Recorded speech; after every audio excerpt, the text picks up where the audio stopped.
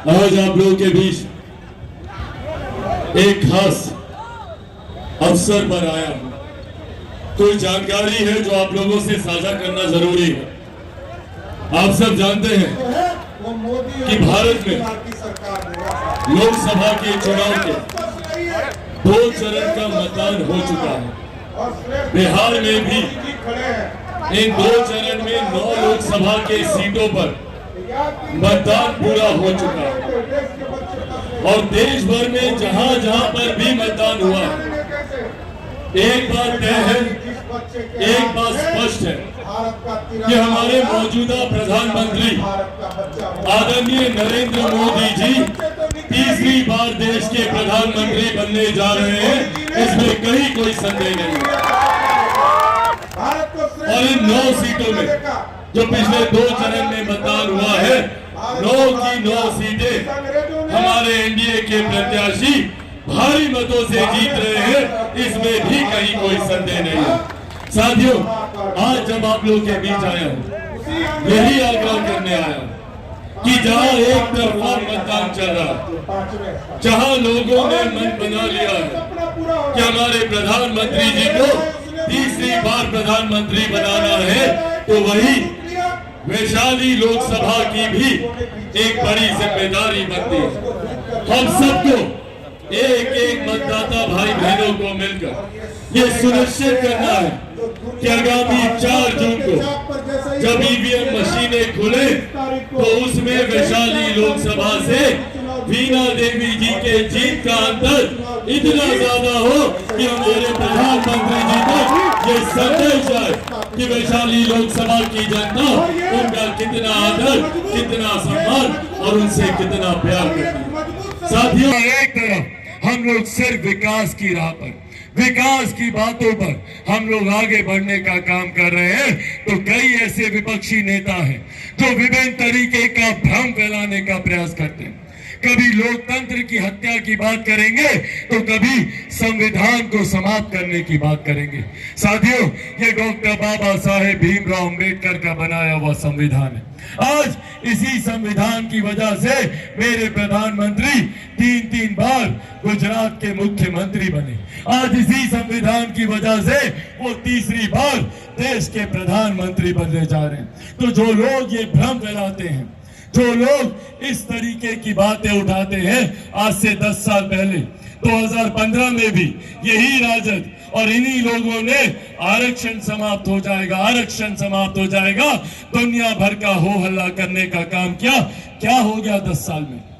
ये लोग सिर्फ आप लोग को डराने का काम करते हैं और ये बात हम लोगों को समझने की जरूरत है। जो लोग विकास के मुद्दे से हम लोग को भ्रमित करते हैं और सिर्फ झूठ और डर फैलाने का काम करते हैं, आज कांग्रेस के बड़े नेता राहुल गांधी जी हर मंच से यही बोलेंगे, संविधान खतरे में है, लोकतंत्र खतरे में है। अरे जिन लोगों ने खुद लोकतंत्र की हत्या की, कोई भूल सकता है सन 75 का वो साल जब देश में आपातकाल लगाकर इन लोगों ने सही मायनों में लोकतंत्र की हत्या करने का काम किया। आज ये लोग लोकतंत्र की हत्या और संविधान की चिंता करें। ये विश्वास आप लोगों को दिलाकर जाना चाहता हूं कि जब तक चिराग पासवान जिंदा है, ना संविधान पर कोई खतरा है, ना आरक्षण पर कोई खतरा है। ये वादा आप लोगों से करके जाता हूं। पर हाँ, खतरा है, अगर ये लोग आ गए तो आप लोगों की संपत्ति पर खतरा है। सोच है कांग्रेस और राजद के नेताओं की। आज इन लोगों ने एक नई सोच शुरू की है जो विदेश से इनके नेता लेकर आ रहे हैं। इनहेरिटेंस टैक्स को लेकर जो संपत्ति आप लोग बनाते हैं, जो एक गरीब किसान एक छोटी मोटी जमीन अपने नाम पर करवाता है, या कोई मजदूर एक संपत्ति अर्जित करता है, या हमारी माताएं बहनें 2-2 रुपया जोड़ पाई जोड़कर जो जेवर आप लोग इकट्ठा करती हैं, अगर ये राजद कांग्रेस की सरकार आई तो उसका एक बड़ा हिस्सा ये लोग अपने कब्जे में करने की नियम ये लोग तैयार कर रहे हैं। इन लोगों की सोच है इनहेरिटेंस टैक्स के माध्यम से 55% की आप लोगों की संपत्ति ये लोग हड़पेंगे। आपकी जमीन हो, आपकी जायदाद हो, आपका जेवर गहना, जो भी आप लोग की संपत्ति है, आपके निधन के बाद जो संपत्ति आप लोग के बच्चों के पास जानी चाहिए थी, उसमें से 55% ये लोग अपनी सरकारी संपत्ति में उसको जोड़ेगा।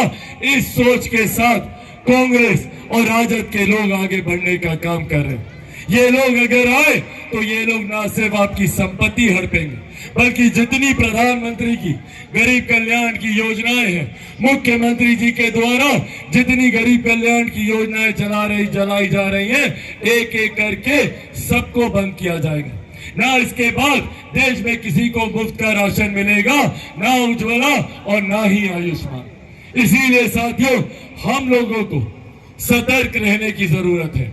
ये वही महत्वाकांक्षी लोग हैं जिन्होंने सत्ता हड़पने के लिए लाठी में तेल भी पिलाने का काम किया था, जिन्होंने साम दाम दंड भेद हर हथकंडा अपनाकर कैसे सत्ता में आए, इसका इन्होंने प्रयास किया था। हमारी माँ बहन बेटियों तक को अपमानित करने से ये लोग बाज नहीं आते। वही 90 का दशक, उसी की आहट अब इन लोगों के द्वारा सुनाई दे रही है, जहां पर हमारी माँ बहन बेटी अब बाहर नहीं निकल पाएंगी। इसीलिए साथियों, ये बड़ी जिम्मेदारी हम लोगों के हाथों में।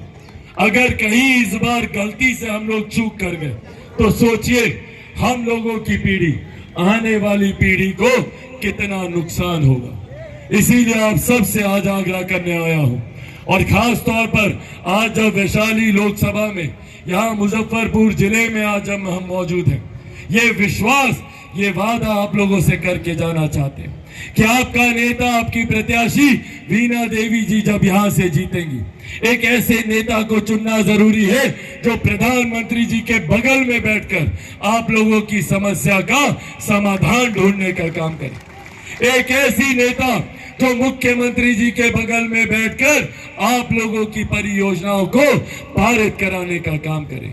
जब आप वीणा जी को जब आप चुनिएगा तो मात्र वीणा देवी जी के नाम पर वो मत नहीं जाएगा। जैसे ही 25 तारीख को हेलीकॉप्टर छाप के सामने आप लोग बटन दबाइएगा तो सीधा देश में प्रधानमंत्री आदरणीय नरेंद्र मोदी जी को आप लोग का वोट जाएगा, और वो देश के प्रधानमंत्री बनेंगे। और जब वो देश के प्रधानमंत्री बनेंगे तो हमारे गठबंधन के तमाम साथी, हमारे मुख्यमंत्री आदरणीय नीतीश कुमार जी को मजबूती मिलेगी, हमारे गठबंधन के नेता आदरणीय जीतन राम मांझी जी को मजबूती मिलेगी, आदरणीय उपेंद्र कुशवाहा जी को मजबूती मिलेगी, और आप लोगों के बेटे, आपके भाई चिराग पासवान को भी मजबूती मिलेगी। और